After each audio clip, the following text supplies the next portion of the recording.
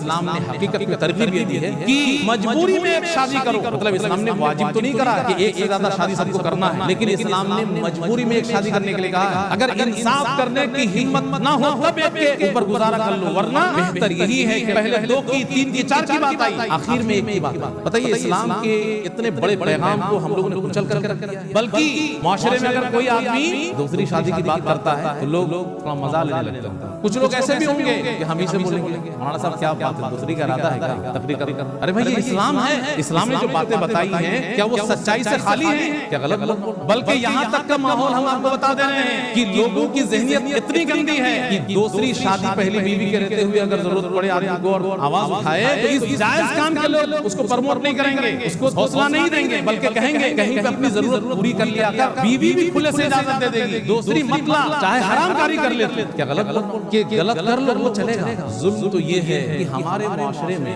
50 سال کا کوئی آدمی ہے، گھر میں بیوی بچے بیٹا بیٹیاں ہیں، اگر پہلی بیوی مر گئی تو اب اس آدمی کے لیے پہاڑ ہے دوسری بیوی کو گھر میں لانا۔ ایک ساتھ 2 بیوی اور 4 بیوی کی بات نہیں کر رہے ہیں ہم، یہ تو ہم لوگوں کو بھی ہضم نہیں ہو رہا، مسلمانوں کو گلے سے نہیں اتر رہا ہے، ہمارے اندر کی جو آواز ہے گھروں کی، یہ 4 کیا ہے؟ ایسا لگتا ہے کہ یہ نہیں ہونا چاہیے۔ ہم اس بات کو کہنا چاہ رہے ہیں آپ سے کہ ہم لوگ اس معاملے میں کتنے دور ہو گئے اسلام سے کہ اگر 50 سال کی عمر ہے اور بیوی مر گئی ہے تو دوسری شادی کرنا بھی کوئی بہت بڑا پہاڑ سے کم نہیں ہے۔ لوگ کیا کہیں گے؟ ادھر بیٹا بیٹی اور رشتہ دار الگ منہ پھلائے بیٹھے ہیں، ان کو اس عمر میں بڑی سوچ رہی ہے۔ اگر بیوی مر گئی ہے 50 سال کی عمر ہے تو چاہے جتنے سارے گناہ اس سے سرزد ہو جائیں وہ سب قبول ہے گھر والوں کو، بیٹا کو بیٹی کو سارے رشتہ دار کو کنبہ اور قبیلہ کو، لیکن یہ برداشت نہیں ہے کہ جائز طریقے سے ایک بیوی کو اپنے گھر پہ لے کر کے آئے۔ کیا 70 سال کے اور 60 سال کے لوگ یہاں بیٹھے ہوئے ہیں وہ دل سے بولیں، کیا ان کے آنکھیں اب ادھر ادھر نہیں بھاگتی؟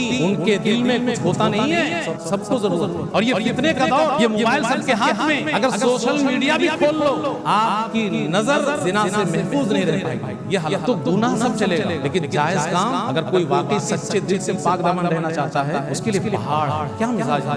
یہ کون سا اسلام ہے؟ میں غلط بول رہا ہوں، آپ ہی کے معاشرے میں بھی رہتا ہوں، آپ کے گھر گھر سے میں بھی واقف ہوں، میں اپنے پورے معاشرے کی تصویر آپ کے سامنے رکھ رہا ہوں، برے صغیر کی بات کر رہا ہوں کہ ہم لوگ مسلمان ہیں جو کتاب و سنت کا جھنڈا اٹھائے ہوئے ہیں، اسلام کی صحیح تعبیر کو ماننے والے اور اس پر عمل کرنے والے ہم لوگ، ہمارے گھروں کی بھی یہی ہے۔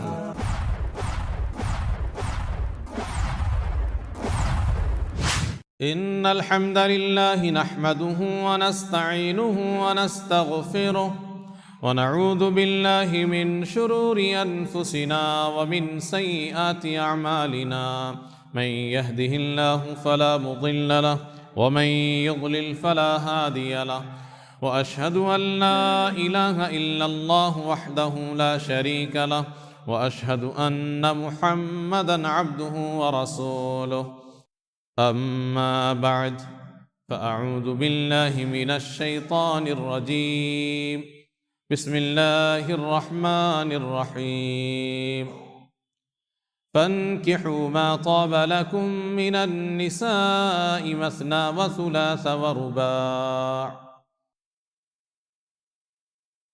معزز حاضرین جمعہ، ہر قسم کی حمد و ثنا، تعریف و توصیف، بزرگی و بڑائی اور عبادت و بندگی لائق اور مناسب ہے اللہ رب العالمین کے لیے، جو خالق کائنات ہے، مالک ارض و سما ہے اور سارے جہان کا رب ہے۔ اور درود و سلام نازل ہو تمام نبیوں اور رسولوں پر، خصوصاً آخری رسول جناب محمد صلی اللہ علیہ وسلم پر بے شمار درود و سلام نازل ہو، اللہم صلی علیہ وبارک وسلم۔ عورتوں کے حقوق کے تعلق سے گزشتہ جمعہ آپ کے درمیان کچھ باتیں رکھی گئی تھیں کہ اسلام نے عورت کو کیسا حق دیا ہے۔ مختصر سی باتیں آپ کے سامنے آئیں، اور مذہب اسلام کے اوپر مختلف قسم کے لوگ اعتراضات کرتے ہیں جو در حقیقت سچ نہیں ہے، بلکہ اسلام کو بدنام کرنے کی ایک کوشش ہے۔ ان اعتراضات میں سے ایک اعتراض یہ تھا کہ عورت کے اوپر اسلام نے بڑا ظلم کیا ہے کہ مرد کو 4 شادی کرنے کی اجازت ہے اور عورت کو نہیں ہے، تو یہ عورت کے اوپر ظلم ہے۔ میں آج خاص طور پر اس اعتراض کا جواب تفصیل کے ساتھ آپ کے سامنے رکھنا چاہتا ہوں۔ اس کے پیچھے کا مقصد یہ ہے کہ دشمنان اسلام نے اس معاملے میں اتنا بڑا پروپیگنڈا کیا کہ غیر مسلم کو تو جانے دیجیے، ہم مسلمانوں کو بھی اسلام کا یہ قانون ہضم نہیں ہوتا ہے۔ ہم اپنے معاشرے کے حالات کی تصویر آپ کے سامنے رکھ رہے ہیں کہ 4 شادی یہ اسلام میں موجود ہے، قرآن میں موجود ہے، جس پہ غیروں کا اعتراض ہے یا دشمنان اسلام کا پروپیگنڈا ہے، تو خیر ہمیں تو اس سے اتنا سروکار نہیں ہے، اس کا کام ہی وہی ہے کہ وہ اسلام کو بدنام کریں۔ لیکن آج خاص طور پر اس پہ گفتگو کرنے کے پیچھے کا مقصد یہ ہے کہ ہم مسلمانوں نے بھی اس کو اتنا زیادہ قبول کر لیا ہے، دشمن کے اس پروپیگنڈا کو، کہ ہم لوگوں کو بھی ایسا لگتا ہے کہ یہ قانون ذرا سا ٹھیک نہیں ہے۔ آپ اپنے اپنے گھر کا جائزہ لے لیجئے، بہت سارے مرد جب ضرورت پڑتی ہے تو اناپ شناپ کی باتیں کرنے لگتے ہیں، دائیں بائیں جھانکنے لگتے ہیں، اور عورتوں کی بات تو چھوڑ ہی دیجئے کہ بر صغیر میں کسی بھی مسلم گھر میں آسانی کے ساتھ اس بات کو قبول نہیں کیا جاتا کہ یہ بھی اسلام ہے۔ کہنے کے لیے لوگ کہیں گے کہ ہاں قرآن میں ہے اور یہ ہے، لیکن اگر ان کے گھر میں کہیں کوئی طریقے سے یہ بات آ گئی تو وہاں پہ بوال کھڑا ہے۔ بالکل مثال دے کے ہم آپ سے کہہ رہے ہیں کہ مان لیجئے کہ آپ کا داماد، آپ کی بیٹی کا شوہر، وہ دوسری شادی جائز طریقے سے کر رہا ہے۔ آپ مرد کی ہم ابھی بات کر رہے ہیں، عورت کی بات نہیں کر رہے ہیں۔ آپ مرد ہیں اور آپ کو معلوم ہے کہ اسلام میں ہے، لیکن آپ بھی آپے سے باہر ہو جاتے ہیں، کہہ نہیں پاتے ہیں، دنیا کی باتیں کرتے ہیں، لیکن اصل میں آپ کے دل میں بھی یہی بات بیٹھی ہوئی ہے کہ دوسری بیوی رہے گی میری بیٹی کے گھر میں، تیسری بیوی، چوتھی بیوی تو وہ بہت دور کی بات ہے، دوسری ہی میں رہی ہے صرف۔ اس لیے پوری جو تصویر ہے ہمارے مسلم معاشرے کی، بر صغیر کی، جو گھر کی بات ہے، اس کو دھیان میں رکھتے ہوئے ہم یہ کہہ رہے ہیں کہ غیروں کو اور دشمنوں کو جانے دیجئے۔ در حقیقت ہم لوگ بھی صدق دل سے، سچے من سے اسلام کے اس واضح اور صاف ستھرے قانون کو قبول نہیں کرتے۔ یہ بہت بڑا المیہ ہے۔ آئیے تھوڑا جو ہم جاننا چاہتے ہیں کہ اسلام کو جو اس سلسلے میں بدنام کیا جاتا ہے اس میں کتنا دم ہے۔ بھئی جس وقت اس دنیا میں اسلام آیا، محمد صلی اللہ علیہ وسلم کے ذریعے سے اس کی تجدید ہوئی، اس وقت جو دنیا کی حالت تھی، اور خاص طور پر عرب کا معاشرہ جہاں پہ اسلام اترا، نکاح کے سلسلے میں یا مرد اور عورت کے جسمانی رشتے کے تعلق سے کیا تصویر تھی، اور اسلام نے اس تصویر میں سے کتنے حصے کو باقی رکھا اور کتنے کو کنڈم کیا۔ سب سے پہلی نگاہ ایک انسان کی یہاں پہ جانی چاہیے، تب جا کر کے اس کو بات سمجھ میں آئے گی کہ اسلام کی تجدید ہوئی محمد صلی اللہ علیہ وسلم کے ہاتھ کے ذریعے سے عرب کے اندر، تو اس وقت مرد اور عورت کے جسمانی رشتہ قائم کرنے کے تعلق سے دنیا کی تصویر کیا تھی، یا عرب کی تصویر، خاص طور پہ عرب کی تصویر کیا تھی، اور اس میں عورت کی کتنی ذلت اور رسوائی تھی، اور اسلام نے جس پوزیشن میں لا کر کے کھڑا کیا اس میں عورت کی عزت اور حفاظت اور عصمت کتنی رہی۔ تو سب سے پہلے نکاح کی ایک شکل تھی، صداق اس کو بولتے ہیں، نکاح صداق۔ جو آج نکاح موجود ہے یہ نکاح صداق، پیغام دیا جاتا ہے، مہر دیتے ہیں، گواہان کی موجودگی میں ایجاب و قبول، لڑکی کے ولی کے رہتے ہوئے یا ان کی رضامندی کے ساتھ۔ تو جو شکل موجود ہے آج، یہ بھی ایک شکل تھی، اور یہ اچھی شکل تھی عربوں کے درمیان، اس کو یہ پسند کرتے تھے وہ لوگ۔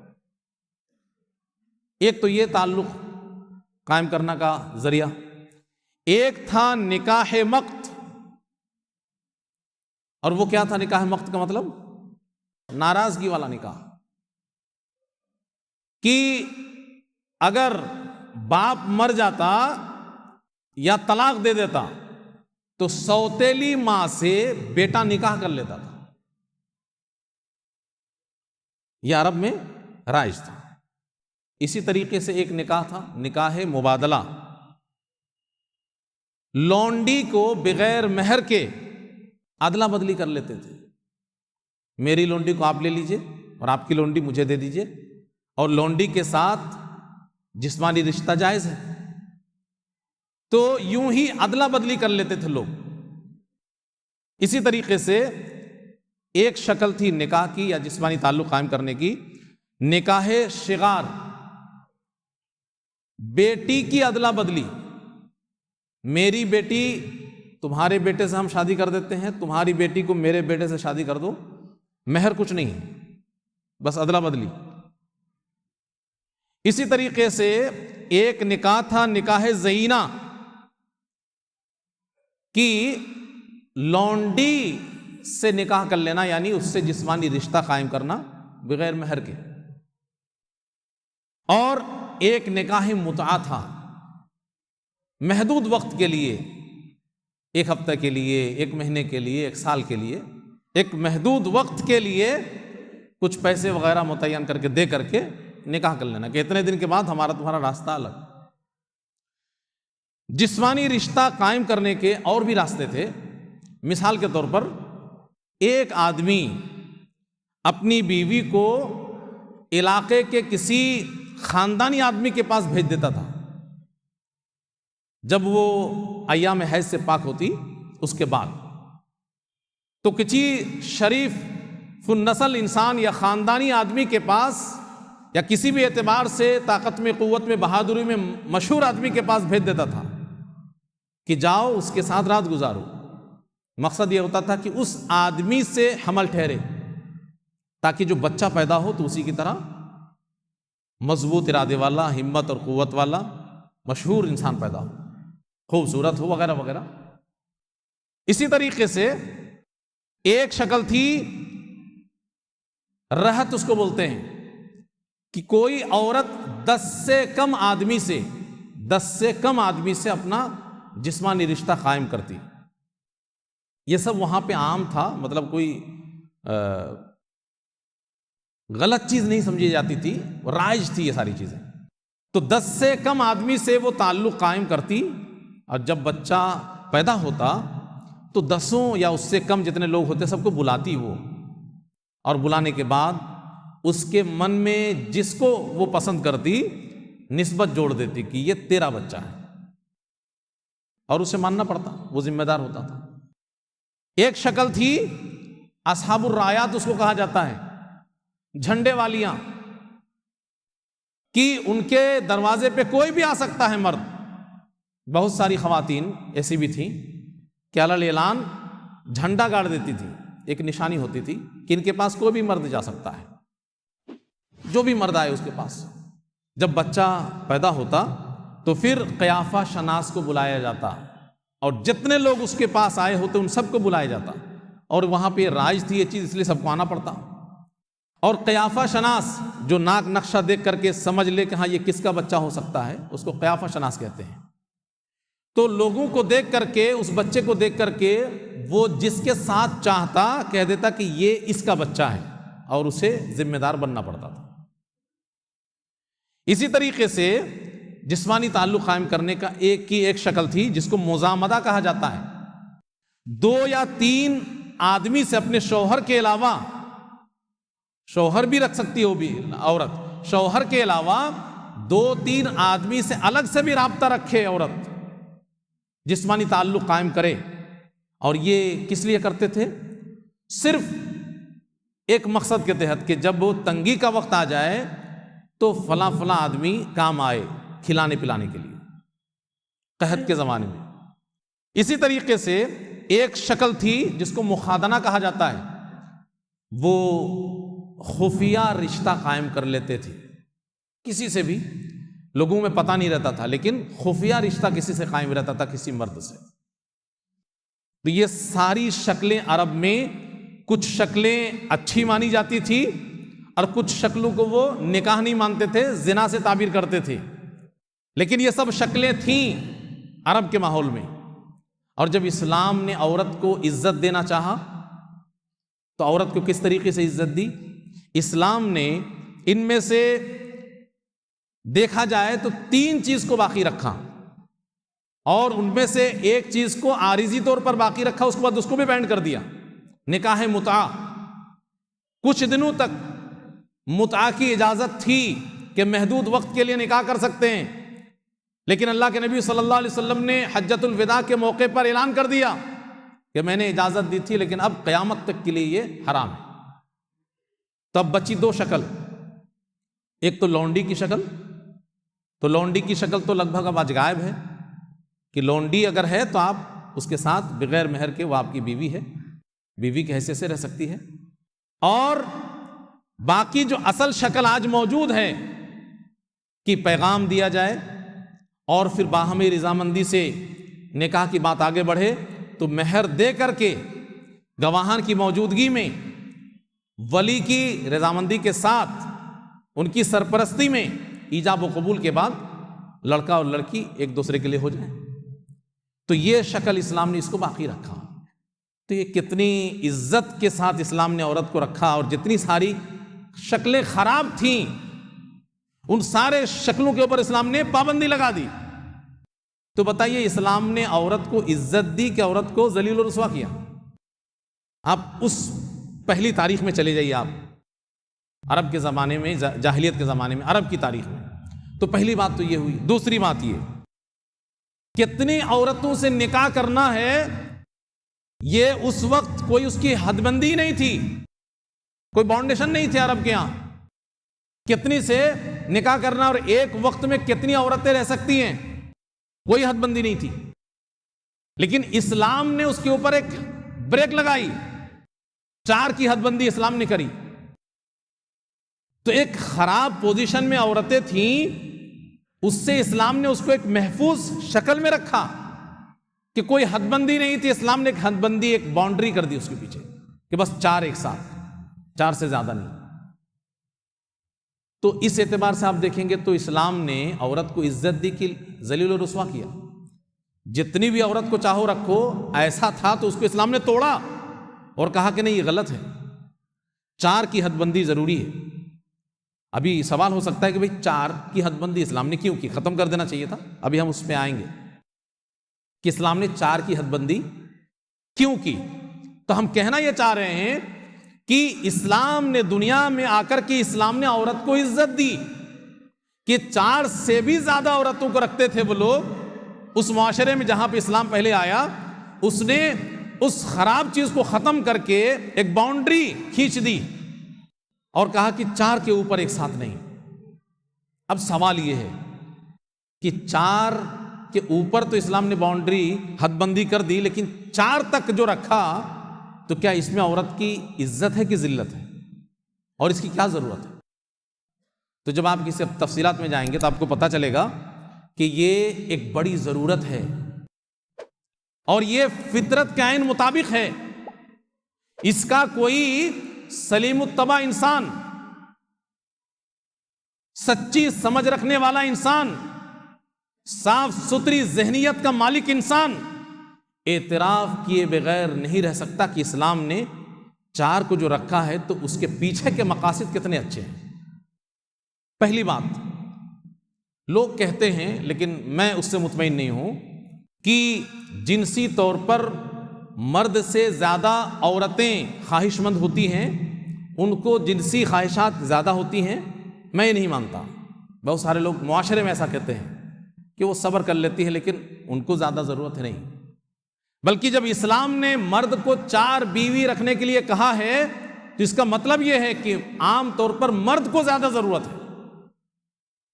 اور شاید آپ اپنے معاشرے کا جائزہ لیں، آپ اگر تجزیہ کریں گے حقیقت میں تو پتہ یہی چلے گا کہ مرد کو زیادہ ضرورت ہوتی ہے، عورتوں کو کم ہوتی ہے.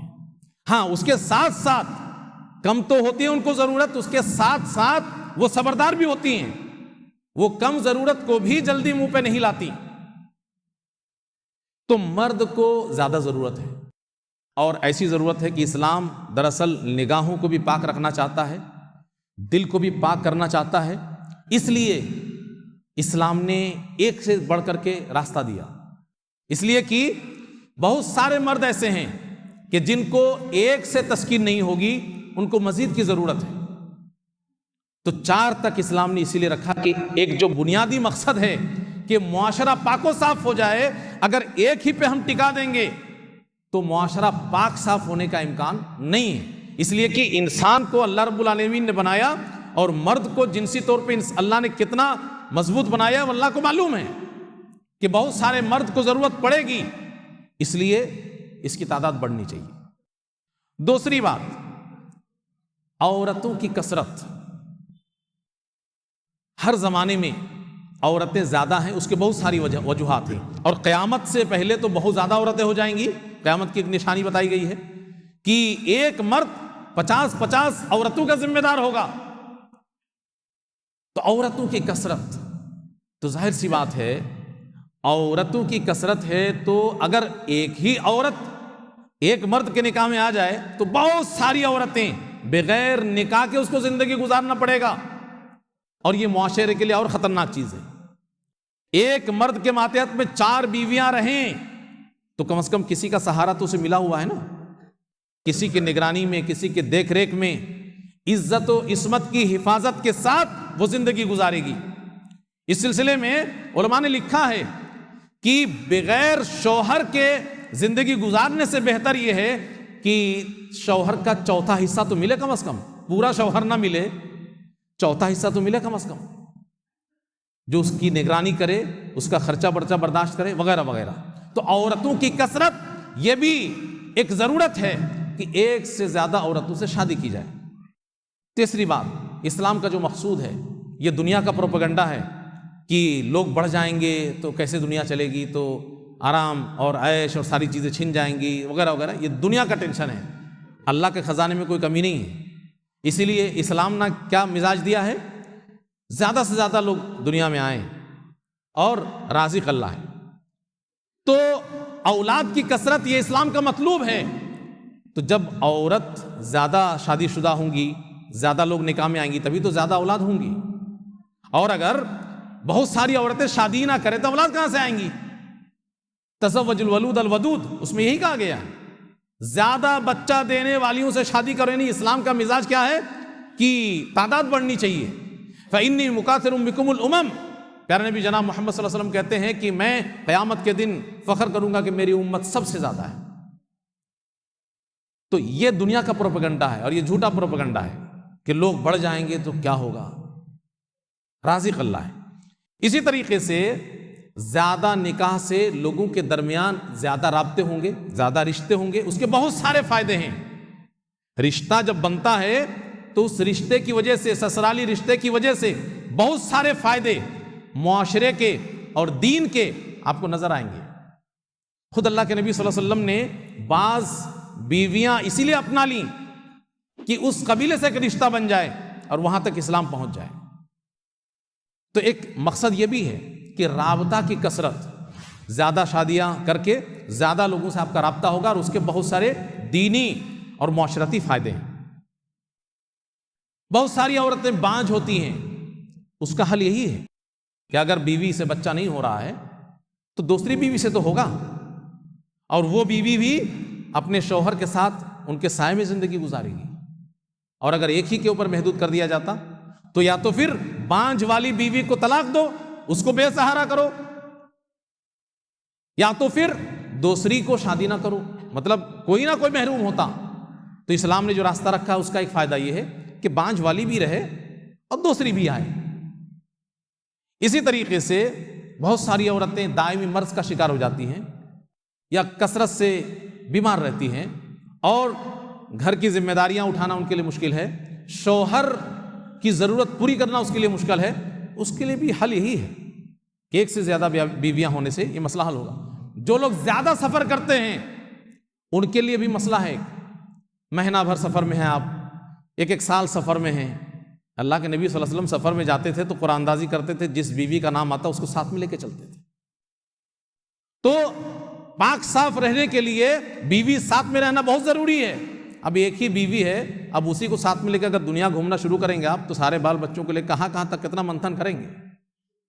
ایک سے زیادہ بیویاں ہیں تو سب لوگ گھر پہ ہیں، کسی ایک کو جس کا نام نکلے اس کو لے کے نکل جائیے آپ سفر میں، تاکہ آپ سفر میں بھی پاک صاف رہ سکیں۔ بہت ساری عورتوں کے شوہر مر جاتے ہیں اور بہت ساری عورتوں کو طلاق ہو جاتی ہے، اور جس طریقے سے شوہر کی نگاہ رہتی ہے کہ بالکل کنواری لڑکی سے ہمیں شادی کرنی ہے، تو لڑکی کا بھی مزاج یہی ہوتا ہے کہ پہلی ہی شادی ہو اس کی جس سے میری شادی ہو رہی ہو، دوسری والی نہ ہو۔ تو یہ جو مسئلہ ہے کہ متوفی عنہا یا مطلقہ کو لوگ دیکھتے نہیں ہیں کہ تمام تو کنواری لڑکیاں موجود ہیں، تین کی طرف دیکھنے کی کیا ضرورت ہے؟ تو یہ سب کے سب بے سہارا زندگی گزاریں گی، ان کے بھی مصیبت اور مسئلے کا حل دوسری تیسری چوتھی شادی ہے۔ تو اسلام نے اسی وجہ سے کیا کہا ہے، آپ اس لیے دیکھیں صحابہ کرام کی زندگی اٹھا کر کے دیکھ لیجئے کہ خلفائے راشدین وغیرہ ہوں یا جو بھی ہوں، کہ یہ لوگ وفات کر رہے تھے تو اس وقت ان کے پاس کتنی بیویاں زندہ تھیں۔ شاید آپ کو کوئی ملے گا کہ جن کے پاس طاقت تھی اور کوئی صحابی دنیا میں وفات پا رہا ہے تو اس کی بیوی نہیں ہے۔ جن کے پاس بھی طاقت ہے، کتنی بھی عمر کے ہو گئے ہوں، وہ بیوی والے ہیں، وہ جب وفات کر رہے ہیں تو بیویاں گھر میں موجود ہیں، اور ماحول اور معاشرہ ایسا کہ اب ایسا نہیں کہ ان کی وفات ہو گئی تو ان کی بیویاں بے سہارا رہیں گی، ان کے ساتھ دوسرے شادی کر لے رہے ہیں۔ مرد کے پاس ہمیشہ بیویاں اور عورتیں بھی کسی نہ کسی شوہر کے پاس، یہ ماحول ہے اسلام کا۔ اس لیے اسلام نے ترغیب جو دی ہے، آپ اگر غور کریں گے تو اسلام نے حقیقت میں ترغیب یہ دی ہے کہ مجبوری میں ایک شادی کرو، مطلب اسلام نے واجب تو نہیں کرا ہے کہ ایک سے زیادہ شادی سب کو کرنا ہے، لیکن اسلام نے مجبوری میں ایک شادی کرنے کے لیے کہا ہے کہ اگر مجبوری ہے یعنی تم انصاف کرنے کی صلاحیت نہیں رکھتے، فَإِنْ خِفْتُمْ أَلَّا تَعْدِلُوا فَوَاحِدَةً، اگر انصاف کرنے کی ہمت نہ ہو تب ایک کے اوپر گزارا کر لو، ورنہ بہتر یہی ہے کہ فَانْكِحُوا مَا طَابَ لَكُم مِّنَ النِّسَاءِ مَثْنَىٰ، پہلے 2 کی 3 کی 4 کی بات آئی، آخر میں 1 کی بات آئی ہے۔ بتائیے اسلام کے اتنے بڑے پیغام کو ہم لوگوں نے کچل کر کے رکھ دیا ہے، بلکہ ہم بلا جھجک کہنا چاہیں گے کہ کبھی کبھی ہم لوگ اس کو مذاق بھی بنانا شروع کر دیتے ہیں۔ معاشرے میں اگر کوئی آدمی دوسری شادی کی بات کرتا ہے تو لوگ تھوڑا مزہ لینے لگتے ہیں ان کا۔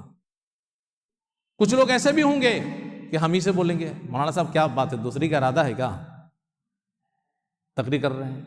ارے بھائی یہ اسلام ہے، یہ آپ کو بھی آپ کے من میں بھی ہونا چاہیے، ہمارے من میں بھی سب کا ہونا چاہیے کہ ہمارا معاشرہ اسلامی معاشرہ ہو، کہ مزاج رکھتے ہیں کیا آپ کو پتہ نہیں ہے کہ آپ کو کتنی ضرورت ہے؟ اس میں پوچھنے کی کیا بات ہے؟ اسلام نے جو باتیں بتائی ہیں کیا وہ سچائی سے خالی ہیں؟ ہم لوگ صرف ایک ذہن میں ان تمام چیزوں کو بٹھال رکھے ہیں، ورنہ یہ ساری سچائیاں اعلیٰ اعلان پکار کر کے اپنے آپ کہہ رہی ہیں کہ سب کچھ صحیح ہے۔ تو اتنے بڑے پیغام کو ہم لوگوں نے دبا دیا. ظلم کیا ہے؟ میں 2-4 منٹ آپ کا اور لوں گا. میں ظلم تو یہ ہے، میں اس لیے آج بول رہا ہوں خاص طور پہ، کہ ہمارے معاشرے میں اگر پہلی بیوی مر گئی، 50 سال کا آدمی ہے، گھر میں بیوی بچے بیٹا بیٹیاں ہیں، تو اب اس آدمی کے لیے پہاڑ ہے دوسری بیوی کو گھر میں لانا. ایک ساتھ 2 بیوی اور 4 بیوی کی بات نہیں کر رہے ہم. یہ تو ہم لوگوں کو بھی ہضم نہیں ہو رہا، مسلمانوں کو گلے سے نہیں اتر رہا ہے. ہمارے اندر کی جو آواز ہے گھروں کی، یہ 4 کیا ہے؟ ایسا لگتا ہے کہ یہ نہیں ہونا چاہیے تھا. ہم اس بات کو کہنا چاہ رہے ہیں آپ سے کہ ہم لوگ اس معاملے میں کتنے دور ہو گئے اسلام سے، کہ اگر 50 سال کی عمر ہے اور بیوی مر گئی ہے تو دوسری شادی کرنا بھی کوئی بہت بڑا پہاڑ سے کم نہیں ہے. لوگ کیا کہیں گے؟ ادھر بیٹا بیٹی اور رشتہ دار الگ منہ پھلائے بیٹھے ہیں. ہاں، ان کو اس عمر میں بڑی سوج رہی ہے. بلکہ یہاں تک کا ماحول ہم آپ کو بتا دے رہے ہیں کہ لوگوں کی ذہنیت اتنی گندی ہے کہ دوسری شادی پہلی بیوی کے رہتے ہوئے اگر ضرورت پڑے آدمی کو اور آواز اٹھائے تو اس جائز کام کے لوگ اس کو پروموٹ نہیں کریں گے، اس کو حوصلہ نہیں دیں گے، بلکہ کہیں گے کہیں پہ اپنی ضرورت پوری کر لیا کر. بیوی بھی کھلے سے اجازت دے دے گی، دوسری مت لا، چاہے حرام کاری کر لے تو. اور یہی مزاج کہ اگر بیوی مر گئی ہے، 50 سال کی عمر ہے، تو چاہے جتنے سارے گناہ اس سے سرزد ہو جائیں وہ سب قبول ہے گھر والوں کو، بیٹا کو، بیٹی کو، سارے رشتہ دار کو، کنبہ اور قبیلہ کو. لیکن یہ برداشت نہیں ہے کہ جائز طریقے سے ایک بیوی وہ اپنے گھر پہ لے کر کے آئے. یہ کیا ہے؟ یہ کون سا اسلام ہے بھائی؟ میں غلط بول رہا ہوں؟ آپ ہی کے معاشرے میں بھی رہتا ہوں، آپ کے گھر سے میں بھی واقف ہوں، میں بھی اپنے گھر سے واقف ہوں. میں اپنے پورے معاشرے اور گھر کی تصویر آپ کے سامنے رکھ رہا ہوں. بر صغیر کی بات کر رہا ہوں میں، کہ ہم لوگ مسلمان ہیں اور ہم اہل حدیثوں کی بھی بات کریں گے. جنرل ایسا نہ سمجھے کہ ہم لوگ بہت اچھے ہیں، ہم اپنے گھروں کی بھی بات کرتے ہیں، جو کتاب و سنت کا جھنڈا اٹھائے ہوئے ہیں، کہ سب سے اسلام کی صحیح تعبیر کو ماننے والے اور اس پر عمل کرنے والے ہم لوگ. ہمارے گھروں کی بھی یہی حالت ہے. کیا غلط بول رہا ہوں میں؟ کہ غلط کر لو وہ چلے گا کیا؟ 70 سال کے اور 60 سال کے لوگ جہاں بیٹھے ہوئے ہیں وہ دل سے بولیں، کیا ان کے آنکھیں اب ادھر ادھر نہیں بھاگتی؟ ان کے دل میں کچھ ہوتا نہیں ہے؟ سب کو ضرورت ہے. اور یہ فتنے کا دور، یہ موبائل سب کے ہاتھ میں، اگر سوشل میڈیا بھی کھول لو، فیس بک ہی آپ کھول لو، آپ کی نظر زنا سے محفوظ نہیں رہ پائے گی. یہ حالت ہے. تو گناہ سب چلے گا، لیکن جائز کام اگر کوئی واقعی سچے دل سے پاک دامن رہنا چاہتا ہے، اس کے لیے پہاڑ ہے. کیا مزاج ہم لوگ کا! تو اس چیز کو توڑنے کی ضرورت ہے، بلکہ ایک دوسرے کو حوصلہ اور ہمت دینے کی ضرورت ہے، بجائے اس کو روکنے اور اس کا جو ہے حوصلہ پست کرنے کے بجائے ان کے رشتہ داروں کو سمجھانے کی ضرورت ہے. اور اس چیز کو پروموٹ کرنا چاہیے ہمیں آپ کو، کہ ایک ساتھ تو 2 اور 3 اور 4 تو وہ تو بہت دور کی بات ہے. ارے کم از کم اتنا تو قبول کرو کہ سامنے والے کی طاقت ہے، اس کی بیوی ختم ہو گئی ہے، ارے اب تو اس کو شادی کر لینے دو بھائی. اس کو تو کہیں سے کوئی پروموٹ نہیں ہے، ترغیب نہیں ہے، الٹا اس کے اوپر آنکھ پھاڑ پھاڑ کر کے سب لوگ دیکھتے ہیں اور ان کے اوپر انگلیاں اٹھاتے ہیں، ان کی عزت کے اوپر انگلیاں اٹھاتے ہیں کہ بڑا ایسا ہے ویسا ہے ایسا ہے. لیکن وہ کچھ بھی کر لے، اس کے اوپر کوئی انگلی نہیں ہے، وہ سب جائز ہے. اللہ رب العالمین سے دعا کریں کہ اللہ رب العالمین ہم لوگوں کو صحیح سمجھ عطا فرمائے.